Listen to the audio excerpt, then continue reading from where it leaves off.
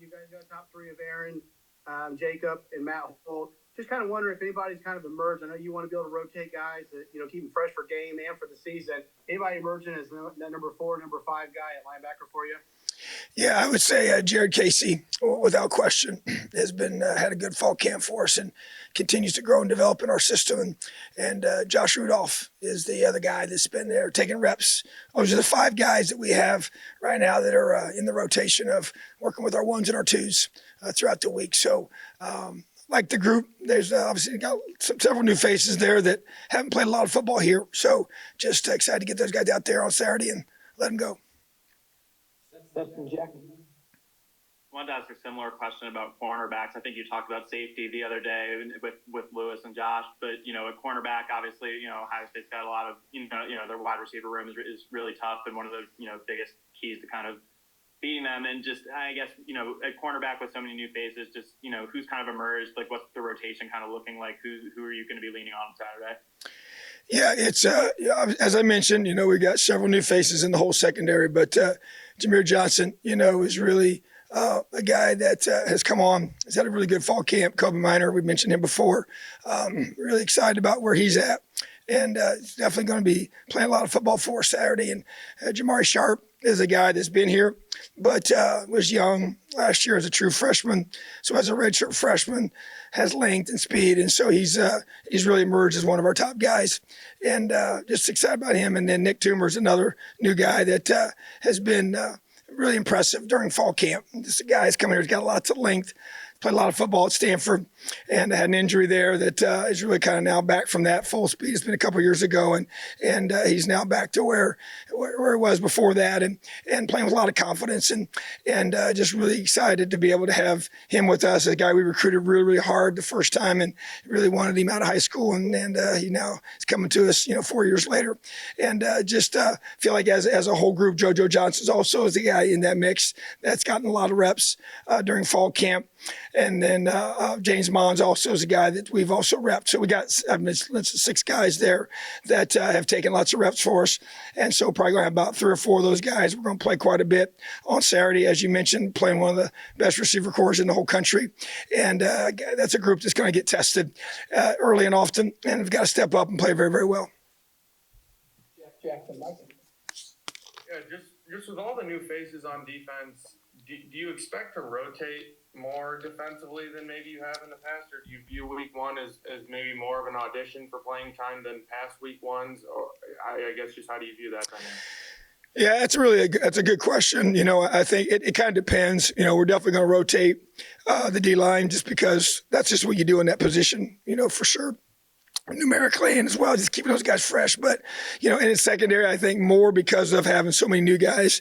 We're just trying to, we've still not had a game yet. So getting these guys to see how they perform in the game is going to be big. So you're probably going to rotate some guys early on and see how they respond, and then play the hot hand. The guys that are playing the best and seem to be doing the most positive things. But I think you're going to see quite a few faces out there, in the secondary, getting different guys involved, and just wanting to do a great job of getting a chance to evaluate them as well. I know it's a big game because it's a conference game. It's the first game. It has all those things, but it is also your first one that you're having as a team. And scrimmages are great, but they're not full live, football game. So I just think that we're going to have to expect us to play a lot of guys, especially in the back end and up front.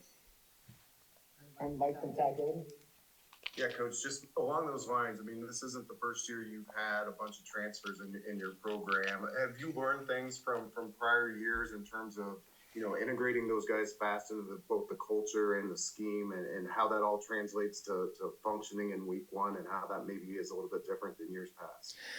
Yeah, I think you do learn things for sure. And I think that the biggest lesson is in the process of getting them here, getting the right guys, and the guys that fit with you. I think it speeds up that ability to get them connected to your culture, connected to your team, get them to buy into what you're doing.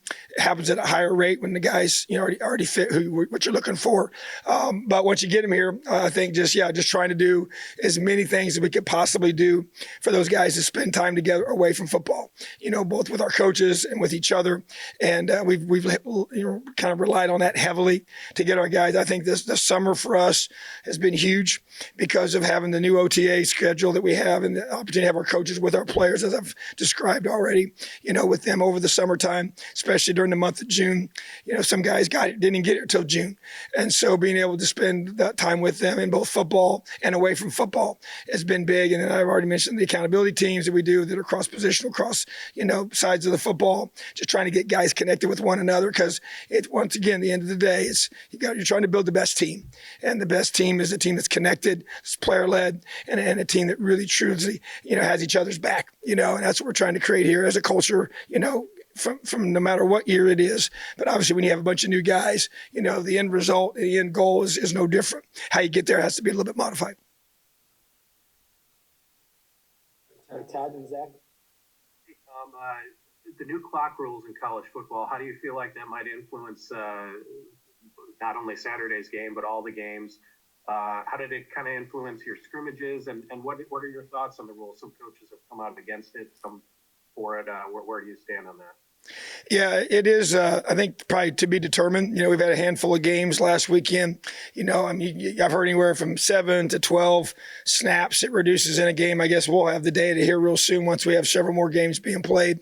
As a defensive coach, I've heard all the offensive coaches complain about it because they want more snaps.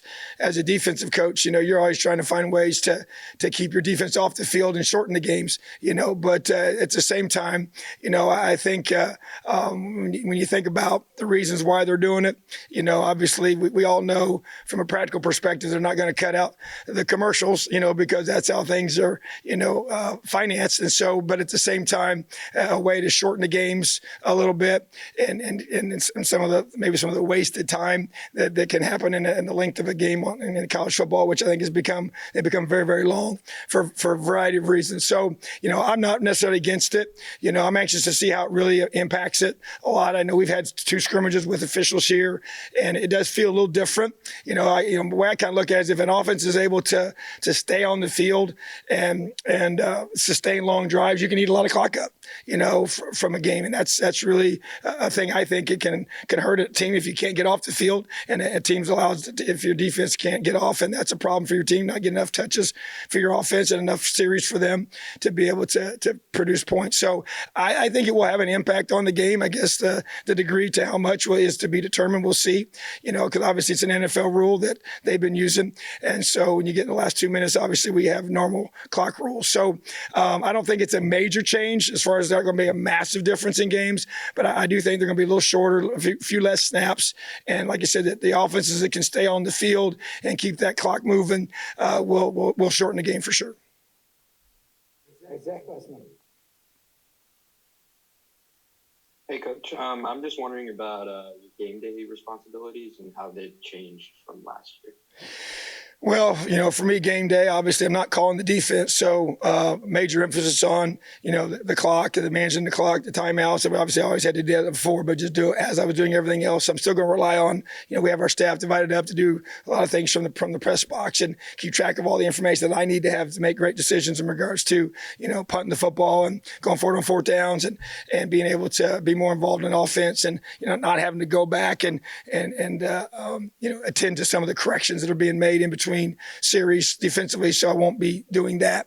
I'll definitely be involved defensively without question and talking to those guys, but trust them, and I think they'll do a great job with that. So just more involved on offense in regards to what we're doing with the ball and not necessarily play calling. I'm not going to do that, but at the same time I'll be able to have my focus and attention on the team, the flow of the game, and the intent obviously is to be able to do the best job possible to be able to manage that.